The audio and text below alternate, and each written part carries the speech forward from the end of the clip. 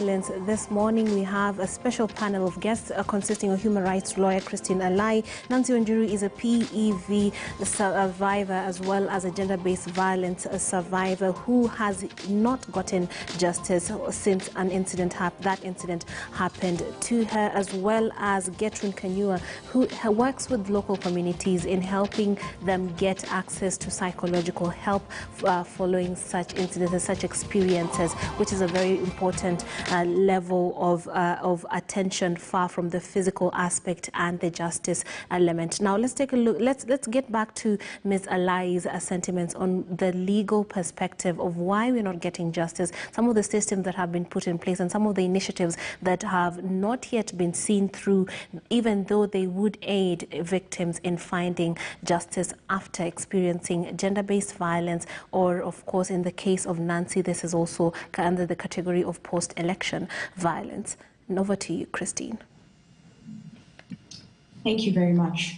So as I was describing earlier, and I think this is an apt moment to introduce the constitutional petition that I was referring to. Yes. In terms of survivors' access to justice.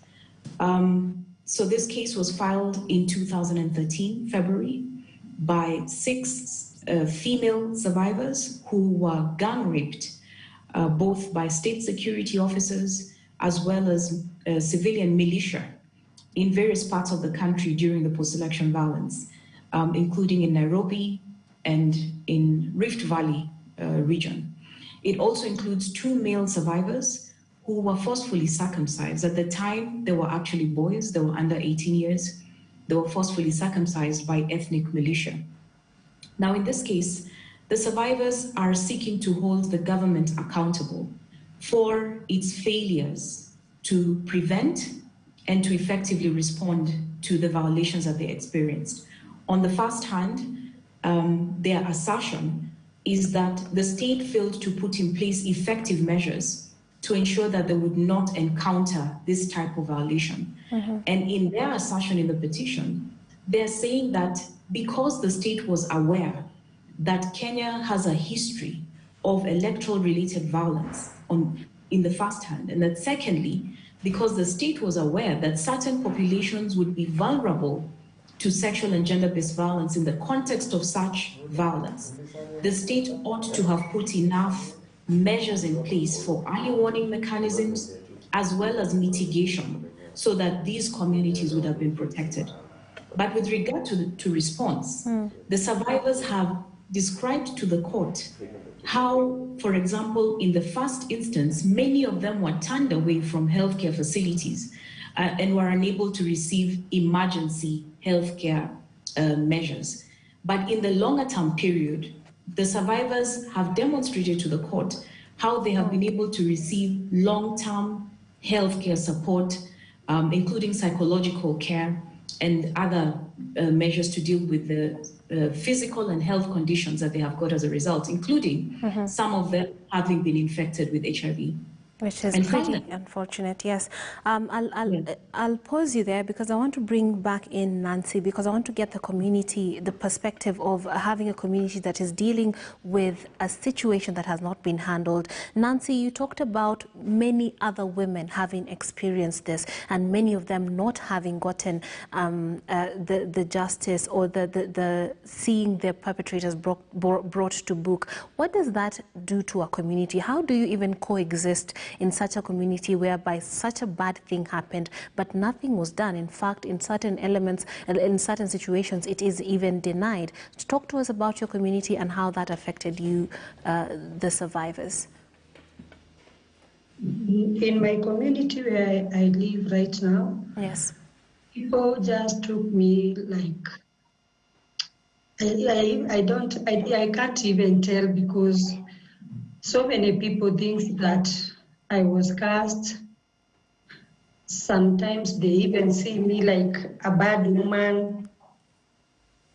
Even there was a time my mother-in-law told me that I was the one who influenced those people to come in and do whatever they did to my husband. Right. What was sure, what was not true.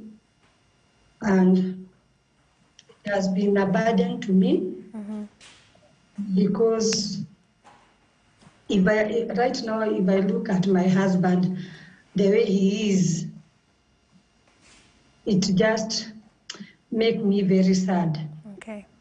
And sometimes if I walk down the river where he was dumped, I just feel like I just want to die because I don't want to see him in pain. I don't want to see my kids in pain. The people around me, they feel bitter and bitter each and every day because the people who did that, they are there and I always see them each and every day and nothing has happened. So Nancy, were you able to get any form of psychological assistance? Were there any organizations that came in to help bring the sort of reconciliation that a community would need to move forward in a healthy way? Yeah, I happened to bump into one organization called Grace Agenda. And that she's called Jackie, the coordinator is called Jackie, of which I can't say I got very much, but at least I can speak for myself. Yeah. Yeah. Okay. Now, I'd like to get Gertrude Kanyua's opinion on the effect this has on communities, because you operate at the grassroots level and you see firsthand the sort of things that Nancy is describing. Explain to us why that is an unhealthy state of affairs for even a community far from the individuals who are victims.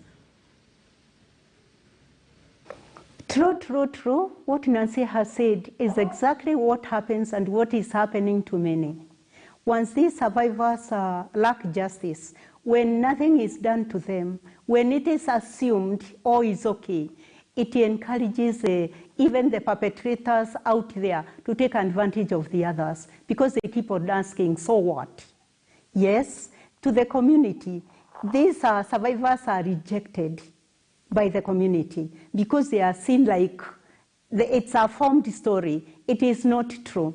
We, the health workers, are working, and especially when the survivors go back to the community, the health workers, they continue helping the survivors. The survivors keep on going to the hospital. They continue going for support groups, and it reaches whereby you ask, then for how long will this person keep on coming to the hospital for help?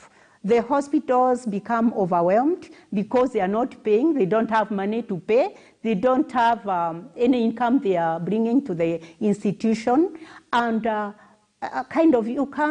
they can't live. It reaches whereby the health sector feels that the institution they are going for those support groups, they start even shying away from them because they ask, until when? Are they going to live in the hospital forever?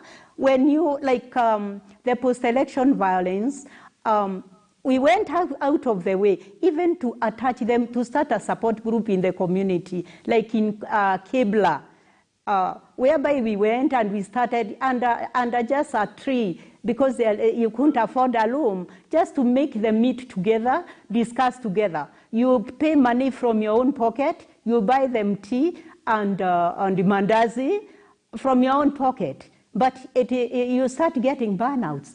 Even them themselves, they say, okay, I want to come to the support group, but I don't have fare to even reach where the others are. So it ends up being frustrating. The survivor become helpless. People start getting tired of them. And many of them, they start now going into antisocial activities. Some of them, they start abusing drugs and substance abuse. Some of them become psychiatric. They start getting mental illnesses. They start getting physical sickness because now they are helpless. To others, to young girls, they even go to antisocial behaviors where some of them become pregnant. Why are they becoming pregnant? They are going to anybody whereby they are looking for support of any kind. To the others, they even drop out of school. They drop out of school because of stigma associated with sexual violence, for example, and they run away. So to the community, it impacts back to the community because this person starts becoming depressed. They start hiding themselves. They go into isolation. They feel they are worthless. They feel they are useless. And it is very frustrating even to the health caregiver. What happens is that at the end, they go back to the hospital because of the compassionate care. Now they start attending the hospital even when they really don't need it, because in the hospital they'll go sit, they'll come for psychotherapy, you support them psychologically, but you have nothing to offer them. You have no food to give them, you have no transport to give them. So it turns also to be a problem to the health worker. You start getting your own frustrations, you become bitter, you feel like you don't even want to work because they'll definitely come back to you. I'd like Christine to weigh in on this, because in a country such as Rwanda, it's some have said it's a shining example of what reconciliation could look like after such traumatic incidents happen in communities, and there are ways of bringing perpetrators and victims together so that they can move on and coexist after that. But when you look at the Kenyan context, even recently when some of these cases were brought up by the DCI, there was a lot of uproar because people felt like we were reviving old wounds. When we look, but at the same time, perhaps there are people who actually need that sort of closure. So in the Kenyan context, what can be done, perhaps by copying other nations or by having unique solutions to our own problem to ensure that we are not having latent conflict or situations that are unresolved that could explode later on? Indeed, that is the crux of this conversation, that as a nation, we have to get to a point where we confront our past so that we are able to move forward and achieve sustainable peace. For as long as we don't confront our past, we will continue to teeter around those triggers that have persistently caused us to have cycles of violence in our country. We will continue to sit on the gender-based stereotypes that fuel and perpetuate sexual and gender-based violence against women and girls, as well as men and boys every day. And so we have had this conversation. Post-2008, we had a Kenyan National Dialogue and Reconciliation process that gave birth to what we called a 4-agenda item list. The first was immediate, to cease the fighting. The second was to provide humanitarian assistance. Then the third and fourth were looking at more long-term issues. Before the long-term issues, we set up this Waki Commission, which Nancy and other victims reported to. And the Waki Commission came up with a raft of recommendations that were supposed to pursue justice. On that account, we failed as a nation. We failed to set up a special tribunal. Of course, the International Criminal Court cases failed. Hence, this constitutional petition that survivors have brought to court saying, regardless of all other mechanisms that have failed, victims still have a right under our constitution to have their rights protected through the justice system. But beyond that, we then went ahead and set up a Truth, Justice, and Reconciliation Commission, which conducted hearings, public hearings across this country, marginalized communities, rural, urban, SGBV victims, as well as numerous other forms of gross violations. And the TJSC report came up with, as well, a raft of recommendations, including forms of reparations, such as healthcare, compensation, and so on, that victims could be provided to help them to rebuild their lives. Unfortunately, that report has been lying in the shelves since May 2013. And so this could be the starting point to challenge ourselves collectively as a nation, to challenge our parliament, which has failed to adopt this report so that it can be implemented since 2013, to challenge our government, including the president, who issued a directive in 2015 asking that a 10 billion Kenya shilling fund be established to provide restoration to victims. You can imagine that now, more than 5 years on, this fund has never been established. And so we have this political resistance to providing recognition to victims.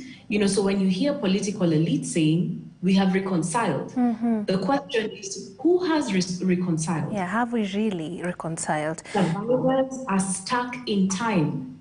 Nancy is stuck in time. Indeed.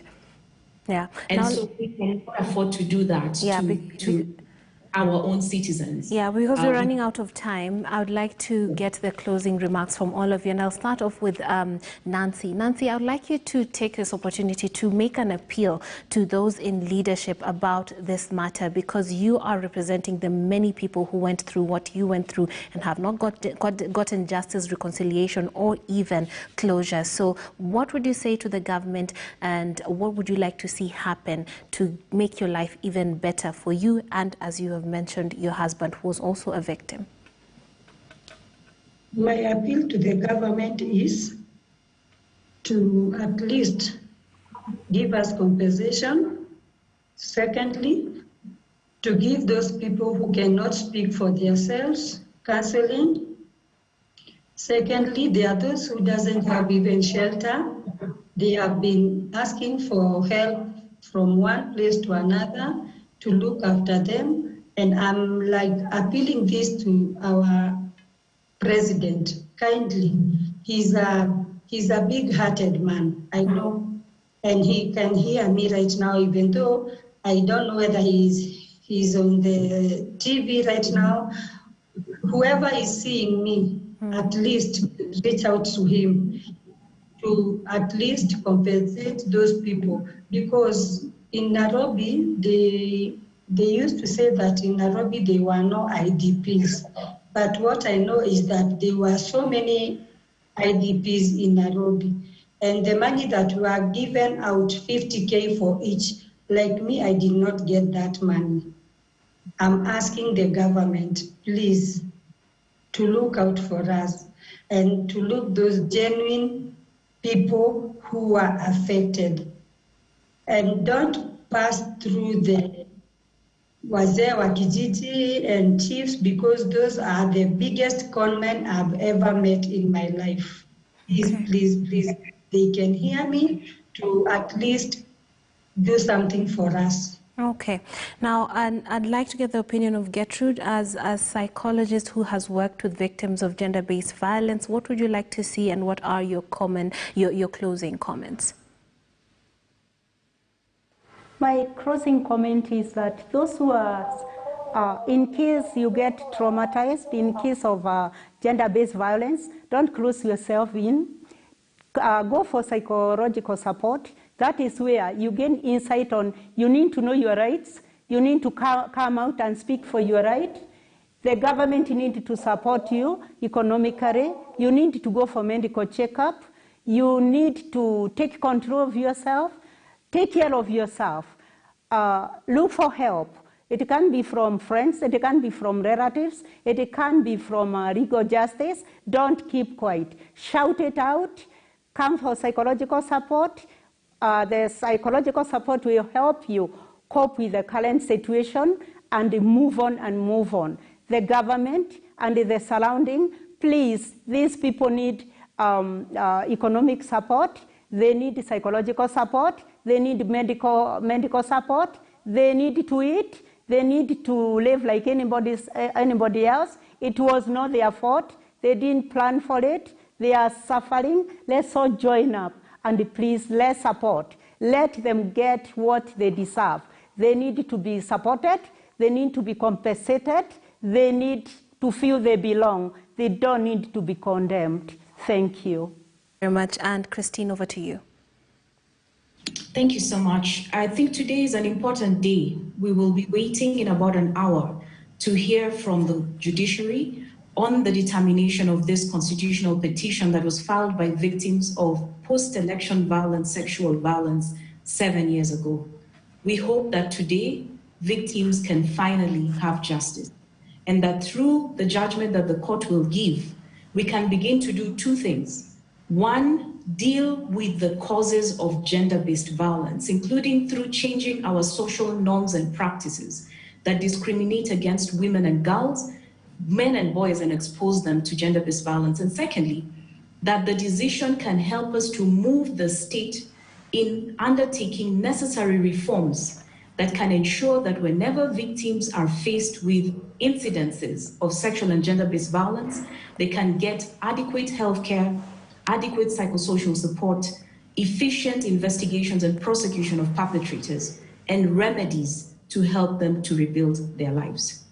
Thank you. Okay, thank you very much to our guests for bringing context to this conversation and explaining to us why we really need to be focusing on this as a matter of course, national interest. Now, thank you so much for that. We're going to take a short break. When we come back, we shall be updating you on the very latest stories, both locally and internationally. Stay tuned.